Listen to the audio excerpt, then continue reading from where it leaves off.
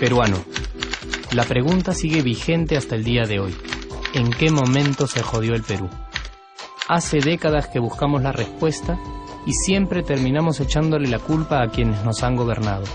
Es más fácil decir que nuestro Perú se hundió por la reforma agraria de Velasco, porque el arquitecto no le dio importancia al terrorismo, por culpa del primer gobierno de Alan y su tren cargado de inflación e inoperancia económica, por culpa del autogolpe, los Vladivideos y la corrupción en el gobierno Fujimori, por culpa de los whiskies y la hora cabana, por culpa de la mayoría de la clase política que gobernó y gobierna el Perú y que sigue viviendo en el escándalo y en la corrupción.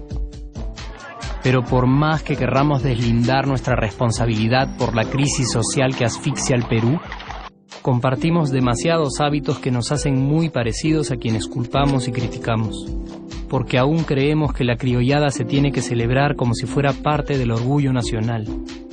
Somos vivos y por eso compramos facturas para pagar menos impuestos. Ganamos los trabajos no por nuestro esfuerzo o talento, sino gracias a una pequeña coimisión.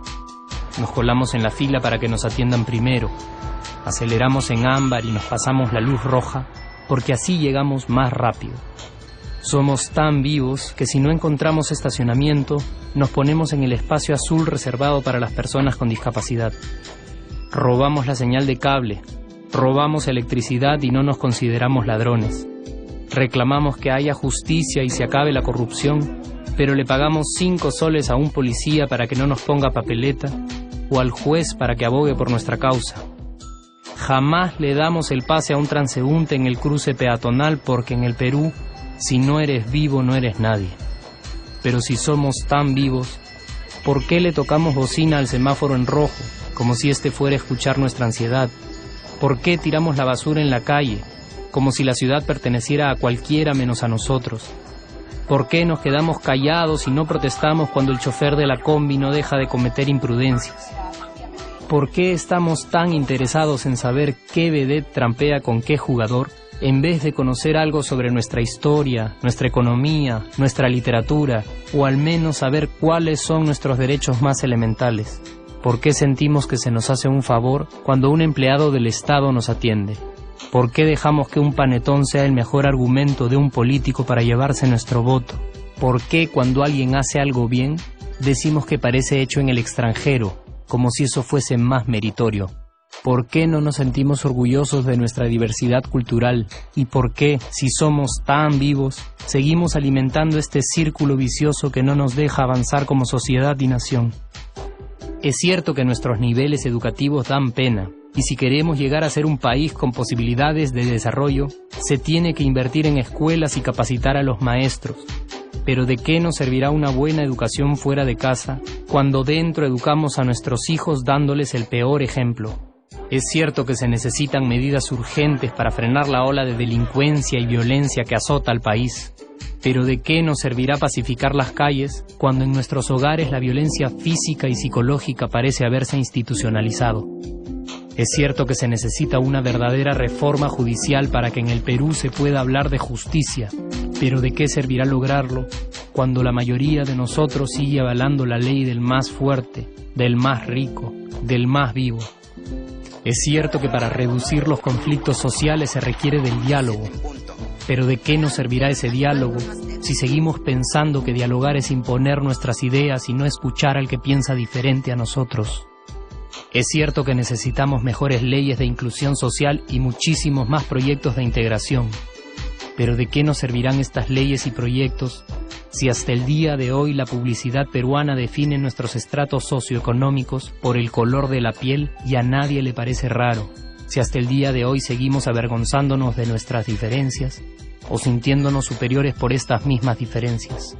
Es cierto, es mucho más fácil echarle la culpa de absolutamente todo a nuestros gobernantes, pero la realidad es que el Perú se hunde en exacta proporción a esa viveza que alimentamos todos día tras día. Sí, somos nosotros la materia prima con la que se hace este país, y si no corregimos nuestros hábitos, Si nuestra materia prima sigue adulterada, cualquier producto que hagamos también saldrá adulterado. Y por más logros que obtengamos en nuestra economía, en los deportes, en las artes, en nuestra cocina, por más orgullosos que nos sintamos de nuestros representantes, de nuestra historia, de nuestras maravillas o de nuestra creatividad, si no cambiamos estos hábitos, seguiremos preguntándonos ¿en qué momento se jodió el Perú? Yo ya estoy harto de esa pregunta. Estoy harto de ver cómo un país con tantas posibilidades y oportunidades, con tantas riquezas naturales y con tanta historia, tenga que seguir viviendo en el subdesarrollo solo porque no nos creemos capaces de vivir de otra manera. Estoy harto de que las desgracias de nuestros vecinos sean nuestro mejor consuelo. Harto de que el sí se puede sea solo una frasecita hecha para un partido de fútbol y que no podamos aplicarla en nuestra vida. Aunque te cueste creerlo, sí podemos. Claro que podemos. Pero depende de que tú y yo comencemos a trabajar en ello de una vez por todas. Porque la transformación del país hacia una nación desarrollada ya no está solo en cancha de los políticos o de los poderosos, y no está en el terreno de los milagros. La transformación del Perú está en la capacidad que tengamos de hacernos responsables de nuestros actos y de rebelarnos contra nuestra viveza.